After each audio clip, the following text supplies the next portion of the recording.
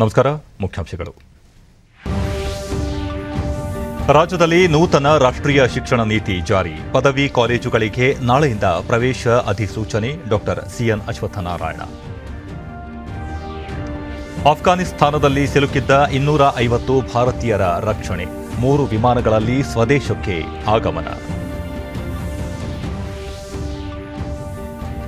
ಸಣ್ಣ ಉದ್ಯಮಿಗಳಿಗೆ ಆರ್ಥಿಕ ಭದ್ರತೆ. 3 ಲಕ್ಷ ಕೋಟಿ ರೂಪಾಯಿ ಸಾಲ ವಿತರಣೆ. ಅನುರಾಗ್ ಸಿಂಗ್ ಠಾಕೂರ್.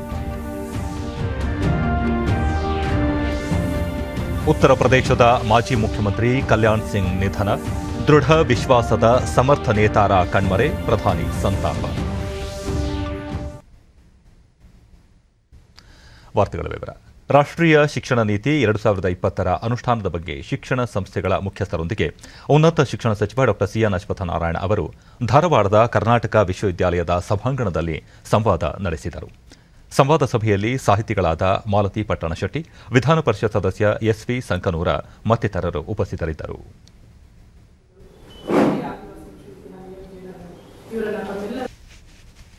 ಬಳಿಕ ಸುದ್ದಿಗಾರರೊಂದಿಗೆ ಅಶ್ವತ್ಥನಾರಾಯಣ, ನಾಳೆಯಿಂದ ರಾಜ್ಯದ ಪದವಿ ಕಾಲೇಜುಗಳಲ್ಲಿ ಪ್ರವೇಶ ಪ್ರಕ್ರಿಯೆ ಆರಂಭಗೊಳ್ಳುತ್ತಿದ್ದು, ನೂತನ ರಾಷ್ಟ್ರೀಯ ಶಿಕ್ಷಣ ನೀತಿಯ ಅನ್ವಯ ಎಲ್ಲ ಪ್ರಕ್ರಿಯೆಗಳನ್ನು ಆರಂಭಿಸಲಾಗುವುದು. ಈ ನಿಟ್ಟಿನಲ್ಲಿ ಹೊಸ ಶಿಕ್ಷಣ ನೀತಿಯ ಜಾರಿಗೆ ಅಧಿಕೃತ ಚಾಲನೆ ನೀಡುತ್ತಿರುವ ರಾಜ್ಯಗಳಲ್ಲಿ ಕರ್ನಾಟಕ ಮೊದಲನೆಯದಾಗಿದೆ ಎಂದರು. ನಾಳೆ ಕೇಂದ್ರ ಶಿಕ್ಷಣ ಸಚಿವ ಧರ್ಮೇಂದ್ರ ಪ್ರಧಾನ್ ಅವರು ವರ್ಚುವಲ್ ವೇದಿಕೆ ಮೂಲಕ ಪ್ರವೇಶ ಅಧಿಸೂಚನೆಗೆ ಚಾಲನೆ ನೀಡಲಿದ್ದಾರೆ. ಮುಖ್ಯಮಂತ್ರಿ ಬಸವರಾಜ ಬೊಮ್ಮಾಯಿ ಅವರು ಈ ಕಾರ್ಯಕ್ರಮದಲ್ಲಿ ಪಾಲ್ಗೊಳ್ಳಲಿದ್ದಾರೆ ಎಂದ ಅವರು, ಬರುವ ಸೆಪ್ಟೆಂಬರ್ 29ರೊಳಗೆ ಹೊಸ ಪಠ್ಯಕ್ರಮ ಅಂತಿಮಗೊಳ್ಳಲಿದೆ ಎಂದು ತಿಳಿಸಿದರು. ಕಳೆದ 1.5 ವರ್ಷದಿಂದ ವಿವಿಧ ಗಣ್ಯರ, ಶಿಕ್ಷಣ ತಜ್ಞರ, ವಿಜ್ಞಾನಿಗಳ ಸಲಹೆ ಹಾಗೂ ಮಾರ್ಗದರ್ಶನಗಳಿಂದ ವ್ಯಾಪಕ ಚರ್ಚೆಗಳನ್ನು ನಡೆಸುವುದರ ಮೂಲಕ ಹೊಸ ರಾಷ್ಟ್ರೀಯ ಶಿಕ್ಷಣ ನೀತಿ ಜಾರಿಗೆ ತರಲು ಸತತ ಪ್ರಯತ್ನ ಮಾಡಲಾಗುತ್ತಿದೆ. ಶಿಕ್ಷಣದ ಗುಣಮಟ್ಟ ಹೆಚ್ಚಿಸಲು ಹಾಗೂ ಉತ್ತಮ ಸಮಾಜ ನಿರ್ಮಾಣಕ್ಕೆ ವಿದ್ಯಾರ್ಥಿಗಳನ್ನು ಸಜ್ಜುಗೊಳಿಸಲು ಇದು ಸಹಕಾರಿಯಾಗಲಿದೆ. ಕೇಂದ್ರ ಮತ್ತು ರಾಜ್ಯ ಸರ್ಕಾರ ಈ ಹೊಸ ಶಿಕ್ಷಣ ನೀತಿ ಜಾರಿಗೆ ಸಹಮತ ವ್ಯಕ್ತಪಡಿಸಿದ್ದು, ಈ ವರ್ಷದೊಳಗೆ ಅನುಷ್ಠಾನಗೊಳ್ಳಲಿದೆ ಎಂದು ತಿಳಿಸಿದರು.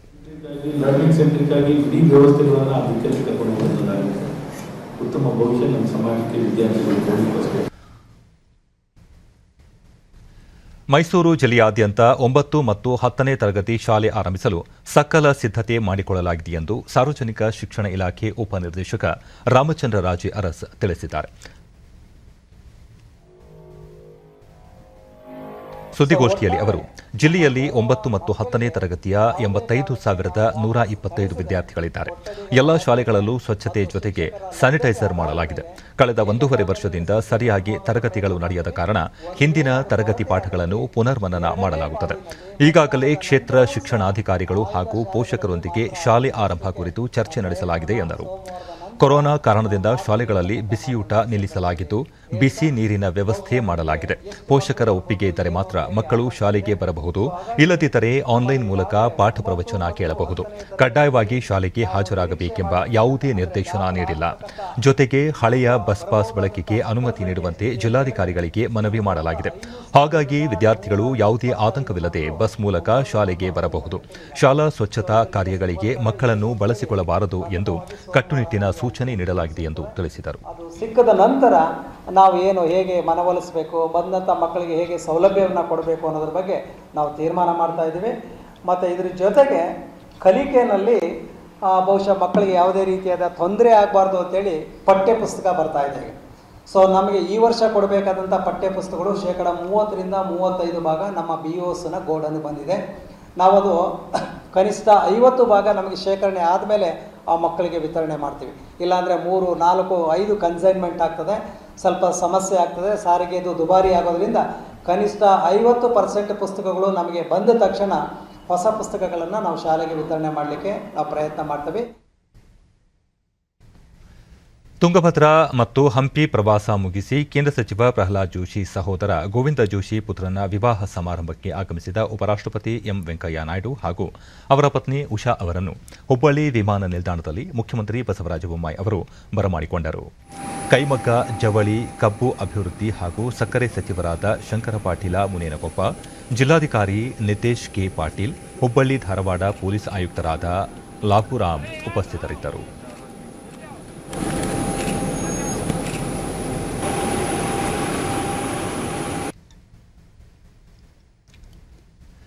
ಅಫ್ಘಾನಿಸ್ತಾನದಲ್ಲಿ ಸಿಲುಕಿರುವ ಭಾರತೀಯರನ್ನು ಕರೆತರುವ ಕಾರ್ಯ ಮುಂದುವರೆದಿದ್ದು ಇಂದು ಬೆಳಗಿನ ಜಾವ 3 ವಿಮಾನಗಳ ಮೂಲಕ 250ಕ್ಕೂ ಅಧಿಕ ಭಾರತೀಯರು ಸ್ವದೇಶಕ್ಕೆ ಮರಳಿದ್ದಾರೆ. ಇಂಡಿಗೋ ವಿಮಾನದ ಮೂಲಕ 100 ಭಾರತೀಯರು, ಏರ್ ಇಂಡಿಯಾ ವಿಮಾನದ ಮೂಲಕ 87 ಭಾರತೀಯರು ದೆಹಲಿ ವಿಮಾನ ನಿಲ್ದಾಣಕ್ಕೆ ಆಗಮಿಸಿದರು. ಹಿಂಡನ್ ವಾಯುನೆಲೆಗೆ ಆಗಮಿಸಿದ ವಾಯುಸೇನೆಯ C-17 ವಿಮಾನದಲ್ಲಿ 168 ಜನರನ್ನು ಕರೆತರಲಾಗಿದ್ದು, ಇದರಲ್ಲಿ 107 ಭಾರತೀಯರಿದ್ದಾರೆ. ವಾಯುಸೇನೆಯ C-17 ವಿಶೇಷ ವಿಮಾನ ಕಾಬೂಲ್ನಿಂದ ಆಗಮಿಸಿದೆ. ವಿದೇಶಾಂಗ ವ್ಯವಹಾರಗಳ ಸಚಿವಾಲಯದ ವಕ್ತಾರ ಅರಿಂದಮ್ ಬಾಗ್ಚಿ ಈ ಕಾರ್ಯಾಚರಣೆಯ ಬಗ್ಗೆ ಮಾಹಿತಿ ನೀಡಿದರು. ಕೆಲವು ದಿನಗಳ ಹಿಂದೆ ಅಫ್ಘಾನಿಸ್ತಾನದ ಕಾಬೂಲ್ನಿಂದ 135 ಭಾರತೀಯರನ್ನು ತೆರವುಗೊಳಿಸಿ ದೋಹಾಕ್ಕೆ ಕರೆತರಲಾಗಿತ್ತು. ದೋಹಾ ಮತ್ತು ಕತಾರ್ನಲ್ಲಿರುವ ಭಾರತೀಯ ದೂತಾವಾಸ ಕಚೇರಿಗಳ ಸಹಕಾರದಿಂದ ಇವರನ್ನು 2 ವಿಮಾನಗಳ ಮೂಲಕ ಇಂದು ಬೆಳಗ್ಗೆ ದೆಹಲಿ ವಿಮಾನ ನಿಲ್ದಾಣಕ್ಕೆ ಕರೆತರಲಾಗಿದೆ ಎಂದು ತಿಳಿಸಿದ್ದಾರೆ. ತಜಿಕಿಸ್ತಾನದ ದುಶಾಂಬೆಯಿಂದ ಆಗಮಿಸಿರುವ ಏರ್ ಇಂಡಿಯಾ ವಿಮಾನದಲ್ಲಿ 2 ನೇಪಾಳಿ ನಾಗರಿಕರು, ಅಫ್ಘಾನ್ ಸಂಸದ ಮತ್ತವರ ಕುಟುಂಬದ ಸದಸ್ಯರು ಇದ್ದಾರೆ. ದುಶಾಂಬೆಯಲ್ಲಿರುವ ಭಾರತೀಯ ರಾಯಭಾರ ಕಚೇರಿಯ ಸಹಕಾರದಿಂದ ಅವರನ್ನು ಕರೆತರಲಾಗಿದೆ. ಅಫ್ಘಾನಿಸ್ತಾನದಲ್ಲಿ ಸಿಲುಕಿರುವ ನಾಗರಿಕರ ರಕ್ಷಣೆಗಾಗಿ ಭಾರತ ವಿಶೇಷ ಸೆಲ್ ಸ್ಥಾಪಿಸಿದೆ. ಭಾರತೀಯರು ಅದನ್ನು ಶೀಘ್ರವಾಗಿ ಸಂಪರ್ಕಿಸಿ ಸಹಕಾರ ಪಡೆದುಕೊಳ್ಳಬೇಕು ಎಂದು ವಿದೇಶಾಂಗ ವ್ಯವಹಾರಗಳ ಸಚಿವಾಲಯ ಸೂಚಿಸಿದೆ. बेस बना करके डेटा रखा गया और उसका हम लोग के साथ बहुत बदरा और मेरा दामाद जो है उसका बाल कलर किया है, उसको फेस सब अलग सा कलर किया जो उसको पहचाना और उसका मारती है सब वो बोलती नहीं सब चीज़ ठीक है आपको पता है जो ये बात जुबान से करती है पीछे उस तरह नहीं है. बस मोदी सरकार का हम बहुत धन्यवाद दिल से करते हैं. मेहरबानी बस उनका धन्यवाद करना चाहेंगे जो ऐसे बुरे हालात में हमारी मदद की है और हम यहाँ लाए. जी भारत से थैंक यू कहते हैं. भारत सरकार हमारे साथ आज 5-6 दिन से मुसलसल कांटेक्ट किया है. हम कोशिश करते हैं जो बाकी बंदे रह रहे वो भी आ जाए. मुश्किल तो सब अफगानिस्तान पब्लिक का है उधर, मगर हम सिख और हिंदू को ज़्यादा, क्योंकि तालिबान किसी को नहीं जानते और वो ठीक है और लोग बोल रहे हैं जो हम किसी से काम नहीं है अपना काम करें, मगर फिर भी दहशत चली हुई है, परेशानी है, गवर्नमेंट नहीं है, कुछ नहीं है, हालात ख़राब है. हर एक MP सेनेटर वगैरह वजीर मुइन सबके घरों में. ಕೇಂದ್ರ ಮಾಹಿತಿ ಮತ್ತು ಪ್ರಸಾರ ಖಾತೆ ಸಚಿವ ಅನುರಾಗ್ ಠಾಕೂರ್ ಬಿಜೆಪಿ ಪಕ್ಷದಿಂದ ದೇಶಾದ್ಯಂತ ಆಯೋಜಿಸಿರುವ ಜನಾಶೀರ್ವಾದ ಯಾತ್ರೆಯಲ್ಲಿ ಸಕ್ರಿಯವಾಗಿ ಪಾಲ್ಗೊಂಡಿದ್ದಾರೆ. ಹಿಮಾಚಲ ಪ್ರದೇಶದ ಧರ್ಮಶಾಲಾದಲ್ಲಿ ಯಾತ್ರೆ ನಡೆಸಿದ ಬಳಿಕ ಸುದ್ದಿಗಾರರೊಂದಿಗೆ ಮಾತನಾಡಿದ ಅವರು, ಈ ಯಾತ್ರೆಗೆ ಜನರಿಂದ ಅಭೂತಪೂರ್ವ ಬೆಂಬಲ ದೊರೆತಿದೆ. ಕೇಂದ್ರ ಸರ್ಕಾರ ಜಾರಿಗೆ ತಂದಿರುವ ಪರಿಣಾಮಕಾರಿ ಯೋಜನೆಗಳೇ ಇದಕ್ಕೆ ಕಾರಣ ಎಂದು ತಿಳಿಸಿದರು. ಪ್ರಧಾನಿ ನರೇಂದ್ರ ಮೋದಿ ನೇತೃತ್ವದಲ್ಲಿ ಕೇಂದ್ರ ಸರ್ಕಾರ ಕೋವಿಡ್ ಸೋಂಕಿನ ಸಂದರ್ಭದಲ್ಲೂ ಮಹತ್ವದ ಯೋಜನೆಗಳನ್ನು ಜಾರಿಗೊಳಿಸಿದೆ. ಹಿಂದಿನ ಸರ್ಕಾರಗಳ ಅವಧಿಯಲ್ಲಿ ಸಣ್ಣ ಉದ್ಯಮಿಗಳಿಗೆ ಸುಲಭವಾಗಿ ಸಾಲ ದೊರೆಯುತ್ತಿರಲಿಲ್ಲ. ಆದರೆ ನರೇಂದ್ರ ಮೋದಿ ನೇತೃತ್ವದ ಸರ್ಕಾರದಿಂದ ಹೆಚ್ಚಿನ ಯಾವುದೇ ಖಾತರಿ ಇಲ್ಲದೆ ಉದ್ಯಮಿಗಳಿಗೆ 3 ಲಕ್ಷ ಕೋಟಿ ರೂಪಾಯಿ ಸಾಲ ನೀಡಲಾಗಿದೆ. ದೇಶದಲ್ಲಿ ಯಾರೂ ಹಸಿವಿನಿಂದ ಬಳಲಬಾರದು ಎಂದು 15 ತಿಂಗಳಿಂದ 80 ಕೋಟಿ ಜನರಿಗೆ ಉಚಿತ ಪಡಿತರ ವಿತರಣೆ ಮಾಡಲಾಗುತ್ತಿದೆ ಎಂದರು. ಕೋವಿಡ್ ವಿರುದ್ಧ ಪರಿಣಾಮಕಾರಿಯಾಗಿ ಹೋರಾಟ ನಡೆಸುವ ಉದ್ದೇಶದಿಂದ ಇದುವರೆಗೆ 55 ಕೋಟಿ ಲಸಿಕೆಯನ್ನು ಉಚಿತವಾಗಿ ನೀಡಲಾಗಿದೆ. ಕೊರೋನಾ 2ನೇ ಅಲೆಯಲ್ಲಿ ಆಮ್ಲಜನಕ ಕೊರತೆ ಉಂಟಾದಾಗ ಕೆಲವೇ ತಿಂಗಳಲ್ಲಿ ಆಮ್ಲಜನಕದ ಉತ್ಪಾದನೆಯನ್ನು ದ್ವಿಗುಣಗೊಳಿಸಲಾಗಿದೆ ಎಂದರು. ಸಣ್ಣ ರೈತರಿಗಾಗಿ ಇದುವರೆಗೆ ಯಾವ ಸರ್ಕಾರವೂ ಮಾಡದಿರುವಷ್ಟು ನೆರವನ್ನು ನೀಡಲಾಗಿದೆ. ಇಂತಹ ಪರಿಣಾಮಕಾರಿ ಆಡಳಿತ ಮತ್ತು ಯೋಜನೆಗಳನ್ನು ಜನ ಒಪ್ಪಿಕೊಂಡಿದ್ದಾರೆ ಎಂದು ತಿಳಿಸಿದರು. 35,000 करोड़ रुपए का बजट में प्रावधान टीकाकरण के लिए किया गया है. ये दुनिया में सबसे ज़्यादा वैक्सीनेशंस देने का काम अब तक, और वो भी मेक इन इंडिया दोनों वैक्सीन्स करने का काम किया है. आपको याद होगा यहाँ पर केवल पुणे में वायरोलॉजी लैब में ही टेस्टिंग होती थी. आज भारत ने वो क्षमता बनाई कि 20 लाख 25 लाख से ज़्यादा टेस्टिंग एक दिन में हम कर पाते हैं.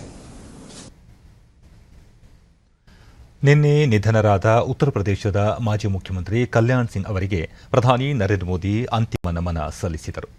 ಇಂದು ಬೆಳಗ್ಗೆ ಲಖನೌ ತೆರಳಿದ ಪ್ರಧಾನಿ ಕಲ್ಯಾಣ್ ಸಿಂಗ್ ಅವರ ಅಂತಿಮ ದರ್ಶನ ಪಡೆದು ಶ್ರದ್ಧಾಂಜಲಿ ಸಲ್ಲಿಸಿದರು.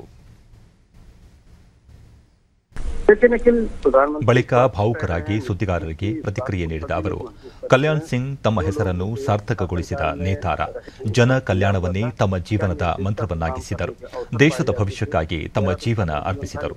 ಅವರು ವಿಶ್ವಾಸದಿಂದ ದೃಢವಾದ ನಿರ್ಣಯ ಕೈಗೊಳ್ಳುತ್ತಿದ್ದರು, ಪ್ರತಿಯೊಬ್ಬರಿಗೂ ಪ್ರೇರಣೆಯ ಕೇಂದ್ರವಾಗಿದ್ದರು ಎಂದು ಹೇಳಿದರು. ಅತ್ಯಂತ ಸಾಮರ್ಥ್ಯದ ನೇತಾರರನ್ನು ಕಳೆದುಕೊಂಡಿದ್ದೇವೆ. ಅವರ ಆದರ್ಶ ಸಂಕಲ್ಪಗಳನ್ನು ಅಳವಡಿಸಿಕೊಂಡು ಪುರುಷಾರ್ಥವನ್ನು ಸಾಧಿಸಬೇಕಿದೆ. ಅವರ ಕನಸುಗಳನ್ನು ಪೂರ್ಣಗೊಳಿಸುವಲ್ಲಿ ಯಾವುದೇ ಕೊರತೆಯಾಗದಂತೆ ನೋಡಿಕೊಳ್ಳಬೇಕಿದೆ ಎಂದರು. 2 ಬಾರಿ ಉತ್ತರ ಪ್ರದೇಶದ ಮುಖ್ಯಮಂತ್ರಿಯಾಗಿ ಸೇವೆ ಸಲ್ಲಿಸಿದ್ದ 89 ವರ್ಷದ ಕಲ್ಯಾಣ್ ಸಿಂಗ್ ದೀರ್ಘಕಾಲದ ಅನಾರೋಗ್ಯದಿಂದ ಬಳಲುತ್ತಿದ್ದರು. ಅವರಿಗೆ ಲಖನೌದ ಸಂಜಯ್ ಗಾಂಧಿ ವೈದ್ಯಕೀಯ ಶಿಕ್ಷಣ ಸಂಸ್ಥೆಯಲ್ಲಿ ಚಿಕಿತ್ಸೆ ನೀಡಲಾಗುತ್ತಿತ್ತು. ಹಿಮಾಚಲ ಪ್ರದೇಶ ಮತ್ತು ರಾಜಸ್ಥಾನದ ರಾಜ್ಯಪಾಲರಾಗಿಯೂ ಅವರು ಸೇವೆ ಸಲ್ಲಿಸಿದ್ದರು.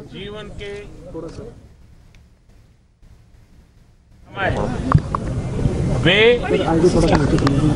जन कल्याण को लिए हमेशा प्रयत्नरत रहे।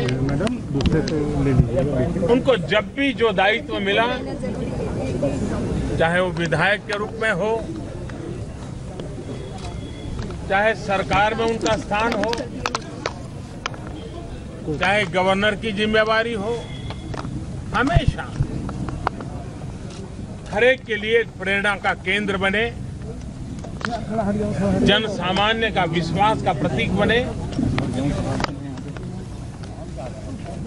देश ने एक मूल्यवान शख्सियत, एक सामर्थ्यवान नेता खोया है। हम उनके भरपाई के लिए उनके आदर्शों, उनको संकल्पों को लेकर के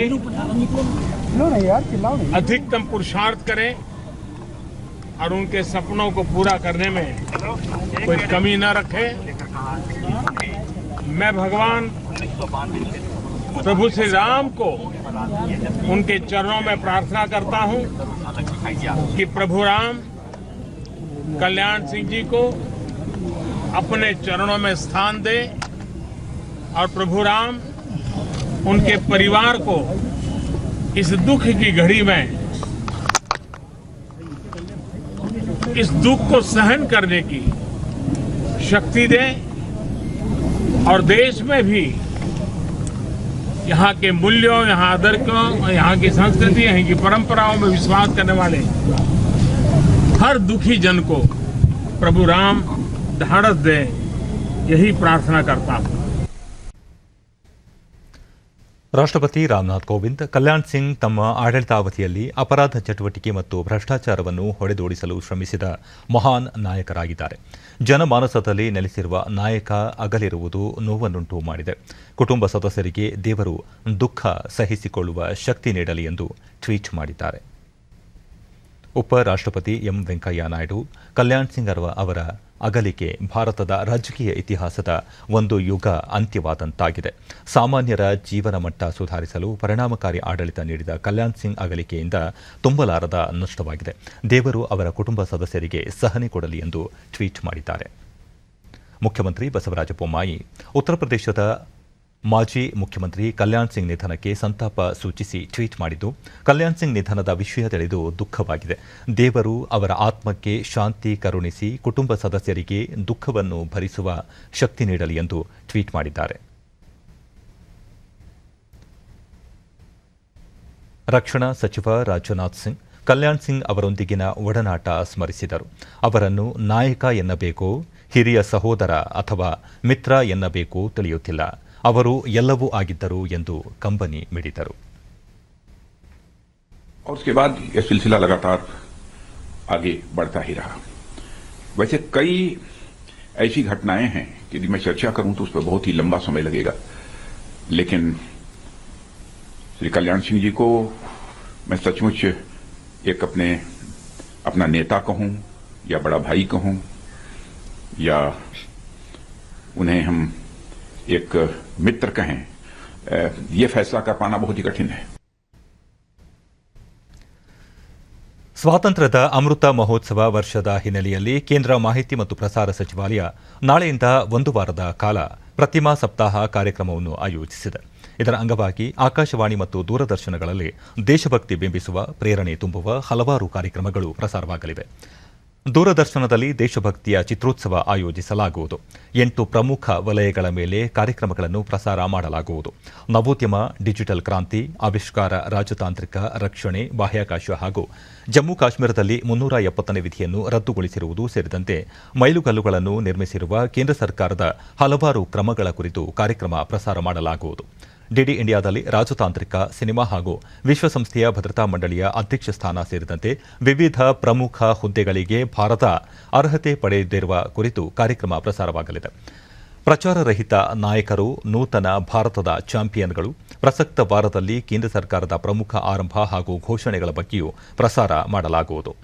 ಆಲ್ ಇಂಡಿಯಾ ರೇಡಿಯೋದಲ್ಲಿ ಸ್ವಾತಂತ್ರ್ಯ ಹೋರಾಟಗಾರರ ಭಾಷಣಗಳನ್ನು ಒಳಗೊಂಡ ಧರೋಹರ್, 75 ಪ್ರಮುಖ ಸ್ಥಳಗಳ ಮಾಹಿತಿ ನೀಡುವ ನಿಶಾನ್, ಮಹಿಳಾ ನಾಯಕರ ಬಗ್ಗೆ ತಿಳಿಸುವ ಅಪರಾಜಿತಾ ಹಾಗೂ ಸ್ಥಳೀಯ ಮಟ್ಟದ ನೇತಾರರ ಬಗೆಗಿನ ಅನ್ಸಂಗ್ ಹೀರೋಸ್ ಕಾರ್ಯಕ್ರಮಗಳನ್ನು ಪ್ರಸಾರ ಮಾಡಲಾಗುವುದು.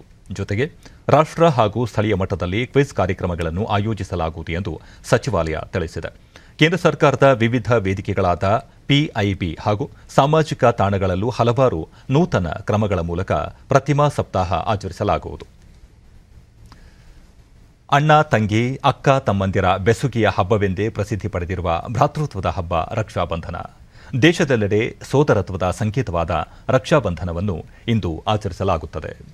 ಶ್ರಾವಣ ಮಾಸದ ಶುಕ್ಲ ಪಕ್ಷದ ಹುಣ್ಣಿಮೆಯ ದಿನ ಈ ಹಬ್ಬವನ್ನು ಮನೆಗಳಲ್ಲಿ ಸಂಭ್ರಮದಿಂದ ಆಚರಿಸಲಾಗುತ್ತದೆ. ಸಹೋದರಿಯರು ತನ್ನ ಅಣ್ಣ ತಮ್ಮಂದಿರಿಗೆ ರಾಖಿ ಕಟ್ಟುವ ಮೂಲಕ ಹಬ್ಬ ಆಚರಿಸಿದರು.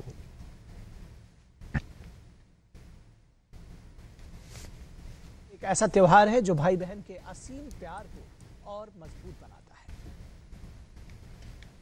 ಈ ಶುಭ ಸಂದರ್ಭದಲ್ಲಿ ರಾಷ್ಟ್ರಪತಿ ರಾಮನಾಥ್ ಕೋವಿಂದ್, ಪ್ರಧಾನಿ ನರೇಂದ್ರ ಮೋದಿ ಸೇರಿದಂತೆ ಹಲವು ಗಣ್ಯರು ದೇಶದ ಜನತೆಗೆ ಶುಭ ಕೋರಿದ್ದಾರೆ.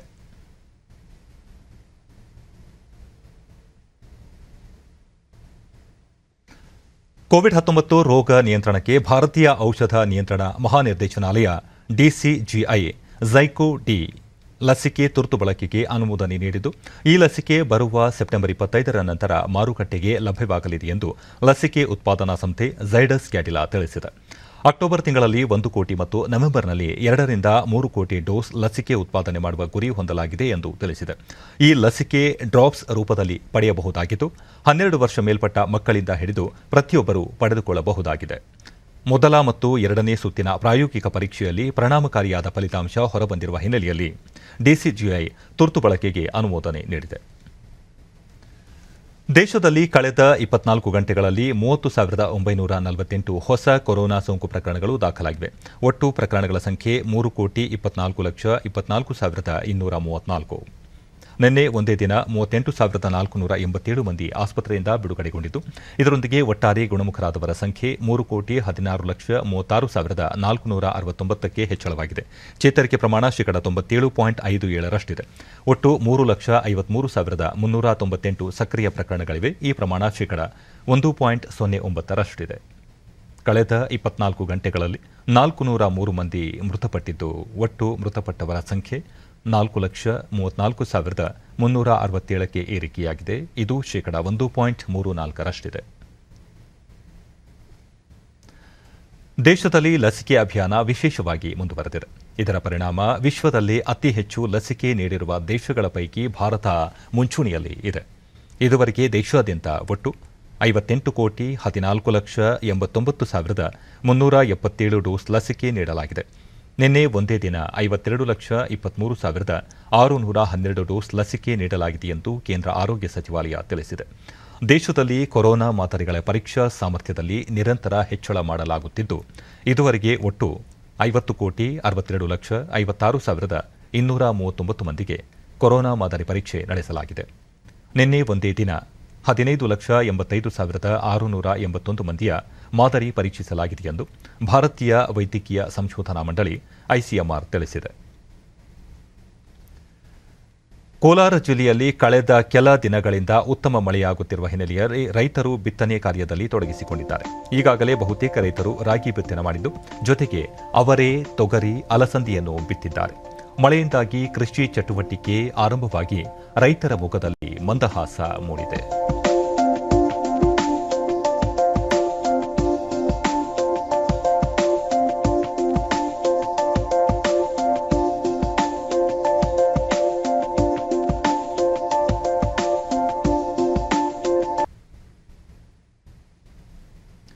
ಡಿಡಿ ನ್ಯೂಸ್ನೊಂದಿಗೆ ರೈತ ಮಹಿಳೆ ರೋಜಮ್ಮ 1.5 ಎಕರೆ ಜಮೀನಿನಲ್ಲಿ ರಾಗಿ, ಅವರೆ, ಅಲಸಂದೆ ಬೆಳೆಯನ್ನು ನಮ್ಮ ಮನೆಗಾಗುವಷ್ಟನ್ನು ಮಾತ್ರ ಬೆಳೆದುಕೊಳ್ಳುತ್ತೇವೆ. ನಮ್ಮ ಕುಟುಂಬದಲ್ಲಿ 10 ಮಂದಿ ಸದಸ್ಯರಿದ್ದು ಯಾವುದೇ ದವಸ ಧಾನ್ಯಗಳನ್ನು ಕೊಳ್ಳುವುದಿಲ್ಲ ಎಂದರು. 1.5 ಎಕರೆ ವ್ಯವಸಾಯ ಮಾಡ್ತಾ ಇದ್ದೀರಿ. ನಾವು ರಾಗಿ, ಅವರೆ, ತೊಗರಿ, ಅಲಸಂದ್ರ ಬೆಳ್ಕೊಳ್ತೀರಿ. ಒಂದು 2 ಕ್ವಿಂಟಾಲ್ ಬೆಳ್ಕೊಳ್ತೀರಿ. ತೊಗರಿ 1 ಕ್ವಿಂಟಾಲ, ಅವರೆ 1 ಕ್ವಿಂಟಾಲ, ಅಲಸಂದ್ರ ಒಂದು ಅರ್ಧ ಕ್ವಿಂಟಾಲ್ ಏನೋ ಬೆಳ್ಕೊಳ್ತೀರಿ. ರಾಗಿ ಒಂದು 25 ಮೂಟೆ ಬೆಳ್ಕೊಳ್ತೀರಿ. ನಾವೊಂದು 10 ಜನ ಇದ್ದೀರಿ. ನಾವು ಎಲ್ಲ ಬೆಳ್ಕೊಳ್ತೀರಿ, ಕೊಳ್ಳಕ್ಕೆ ಹೋಗೋದಿಲ್ಲ. ರೈತ ಮುನಿ ವೆಂಕಟಪ್ಪ ಇತ್ತೀಚೆಗೆ ಬಿತ್ತನೆ ಕಾರ್ಯ ಚುರುಕುಗೊಂಡಿದ್ದು ಉಳುಮೆ ಮಾಡಲು ಎತ್ತುಗಳ ಬೇಡಿಕೆ ಹೆಚ್ಚಿದೆ. ಇದರಿಂದ ಆರ್ಥಿಕವಾಗಿ ಅನುಕೂಲವಾಗಿದೆ ಎಂದರು. ಎತ್ತುಗಳು 6 ವರ್ಷ ಆಗಿದೆ. ನಾವು ತೆಗ್ತೀನಿ 25,000 ರೂಪಾಯಿ ತೆಗ್ತಿದ್ನಿ. ಕೂಲಿ ಯಾವ ಥರ ಅಂದರೆ ನಮ್ಗೆ ಅದೇ 2,000 ಕೊಡೋರ್ತಾವ, ಒಂದು 500 600 ನಾಲ್ಕು ಹೋದಾರ್ತಾವ. ಸಾವಿರನಿಂದ ಮ್ಯಾಗೆ ಕೆಳಗೇನಿಲ್ಲ. ಕೋಲಾರದ ಕೃಷಿ ಜಂಟಿ ನಿರ್ದೇಶಕಿ ರೂಪಾದೇವಿ ಜಿಲ್ಲೆಯಾದ್ಯಂತ ರೈತರು ಬಿತ್ತನೆ ಕಾರ್ಯ ಚುರುಕುಗೊಳಿಸಿದ್ದು ಈ ತಿಂಗಳ ಕೊನೆಯವರೆಗೂ ಬಿತ್ತನೆಗೆ ಅವಕಾಶವಿದೆ. ಆದರೆ ಶ್ರೀನಿವಾಸಪುರದಲ್ಲಿ ಮಾವಿನ ಹಣ್ಣಿನ ಕೊಯ್ಲಿನ ನಂತರ ರಾಗಿ ಬಿತ್ತನೆ ಇನ್ನಿತರ ಕಾರ್ಯಚಟುವಟಿಕೆಗಳು ಆರಂಭಗೊಳ್ಳಲಿದೆ. ನೆಲಗಡಲೆ 5,000 ಹಾಗೂ ತೊಗರಿ 4,000 ಹೆಕ್ಟೇರ್ ಪ್ರದೇಶದಲ್ಲಿ ಬಿತ್ತನೆಯಾಗಿದೆ. ಉಳಿದಂತೆ ಮುಸುಕಿನ ಜೋಳ, ಅಲಸಂದೆ ಕಡಿಮೆ ವ್ಯಾಪ್ತಿಯಲ್ಲಿ ಬಿತ್ತನೆಯಾಗಿದೆ ಎಂದು ತಿಳಿಸಿದರು. ಇನ್ನು ನೆಲಗಡಲೆ ಈಗಾಗಲೇ ಗುರಿಗೆ ತಕ್ಕಂತೆ ಸುಮಾರು 5,000 ಹೆಕ್ಟೇರ್ ಬಿತ್ತನೆ ಆಗಿದ್ದು ಗಿಡ ಹೂ ಬಿಡುವ ಹಂತದಲ್ಲಿದೆ. ಈಗ ಮಳೆ ಬೇಕಿತ್ತು. ನಿನ್ನೆ ಬಿದ್ದಿರೋ ಮಳೆಯಿಂದ ಗಿಡಕ್ಕೆ ಉತ್ತಮ ತೇವಾಂಶ ಸಿಕ್ಕಿ ಕಾಯಿ ಚೆನ್ನಾಗಿ ಬಿಡುವ ಸಾಧ್ಯತೆ ಇರುತ್ತದೆ. ಪ್ರಧಾನಿ ನರೇಂದ್ರ ಮೋದಿ ಅವರು ಆಕಾಶವಾಣಿಯ ತಮ್ಮ ಮನ್ ಕಿ ಬಾತ್ ಕಾರ್ಯಕ್ರಮದಲ್ಲಿ ಇದೇ 29ರಂದು ದೇಶ ಹಾಗೂ ವಿದೇಶಗಳಲ್ಲಿರುವ ಭಾರತೀಯರೊಂದಿಗೆ ತಮ್ಮ ಅನಿಸಿಕೆಗಳನ್ನು ಹಂಚಿಕೊಳ್ಳಲಿದ್ದಾರೆ. ಇದು ಮನ್ ಕಿ ಬಾತ್ನ 80ನೇ ಆವೃತ್ತಿಯಾಗಿದ್ದು ಈ ಕಾರ್ಯಕ್ರಮಕ್ಕೆ ಜನತೆಯಿಂದ ಸಲಹೆ ಮತ್ತು ಸೂಚನೆಗಳನ್ನು ಪ್ರಧಾನಿ ಆಹ್ವಾನಿಸಿದ್ದಾರೆ. mygov.in ಅಥವಾ ನಮೋ ಆ್ಯಪ್ ಮೂಲಕ ರೋಚಕ ಸಂಗತಿಗಳನ್ನು ಹಂಚಿಕೊಳ್ಳುವಂತೆ ಅವರು ಮನವಿ ಮಾಡಿದ್ದಾರೆ. ಅಲ್ಲದೆ 1800117800 ಸಂಖ್ಯೆಗೆ ತಮ್ಮ ಧ್ವನಿ ಮುದ್ರಿತ ಸಂದೇಶಗಳನ್ನು ಕಳುಹಿಸಲು ಪ್ರಧಾನಿ ಕೋರಿದ್ದಾರೆ. ಕೊನೆಯಲ್ಲಿ ಮತ್ತೊಮ್ಮೆ ಮುಖ್ಯಾಂಶಗಳು. ರಾಜ್ಯದಲ್ಲಿ ನೂತನ ರಾಷ್ಟ್ರೀಯ ಶಿಕ್ಷಣ ನೀತಿ ಜಾರಿ. ಪದವಿ ಕಾಲೇಜುಗಳಿಗೆ ನಾಳೆಯಿಂದ ಪ್ರವೇಶ ಅಧಿಸೂಚನೆ. Doctor CN Ashwathnarayan. ಅಫ್ಘಾನಿಸ್ತಾನದಲ್ಲಿ ಸಿಲುಕಿದ್ದ 250 ಭಾರತೀಯರ ರಕ್ಷಣೆ. 3 ವಿಮಾನಗಳಲ್ಲಿ ಸ್ವದೇಶಕ್ಕೆ ಆಗಮನ. ಸಣ್ಣ ಉದ್ಯಮಿಗಳಿಗೆ ಆರ್ಥಿಕ ಭದ್ರತೆ. 3 ಲಕ್ಷ ಕೋಟಿ ರೂಪಾಯಿ ಸಾಲ ವಿತರಣೆ. ಅನುರಾಗ್ ಸಿಂಗ್ ಠಾಕೂರ್. ಉತ್ತರ ಪ್ರದೇಶದ ಮಾಜಿ ಮುಖ್ಯಮಂತ್ರಿ ಕಲ್ಯಾಣ್ ಸಿಂಗ್ ನಿಧನ. ದೃಢ ವಿಶ್ವಾಸದ ಸಮರ್ಥ ನೇತಾರ ಕಣ್ಮರೆ. ಪ್ರಧಾನಿ ಸಂತಾಪ. ನಮ್ಮ ವಾರ್ತಾ ಪ್ರಸಾರವನ್ನು ನೀವು ಡಿಡಿ ಚಂದನ ನ್ಯೂಸ್ ಯೂಟ್ಯೂಬ್ ಚಾನಲ್ನಲ್ಲೂ ವೀಕ್ಷಿಸಬಹುದು. ವೀಕ್ಷಕರೇ, ಈಗ ನಾನು ಸ್ಟುಡಿಯೋದಿಂದ ತೆರಳುತ್ತಿರುವ ಕಾರಣ ಮಾಸ್ಕ್ ಧರಿಸುತ್ತಿದ್ದೇನೆ. ನೀವು ಸಹ ಮನೆಯಿಂದ ಹೊರ ಹೋಗುವ ಮುನ್ನ ಸರಿಯಾದ ಕ್ರಮದಲ್ಲಿ ತಪ್ಪದೇ ಮಾಸ್ಕ್ ಧರಿಸಿ. ವ್ಯಕ್ತಿಗತ ಅಂತರ ಕಾಪಾಡಿಕೊಳ್ಳುವುದರೊಂದಿಗೆ ನೀವು ಸುರಕ್ಷಿತವಾಗಿರಿ, ನಿಮ್ಮವರನ್ನು ಸುರಕ್ಷಿತವಾಗಿ ಇರಿಸಿ. ನೈರ್ಮಲ್ಯಕ್ಕೆ ಆದ್ಯತೆ ನೀಡುವುದರ ಜೊತೆಗೆ ಸೋಂಕು ತಡೆಗೆ ಕೋವಿಡ್-19 ಲಸಿಕೆ ಪಡೆಯುವುದು ಅಗತ್ಯ. ನಮ್ಮ ಮುಂದಿನ ವಾರ್ತಾ ಪ್ರಸಾರ ಸಂಜೆ 7 ಗಂಟೆಗೆ. ನಮಸ್ಕಾರ.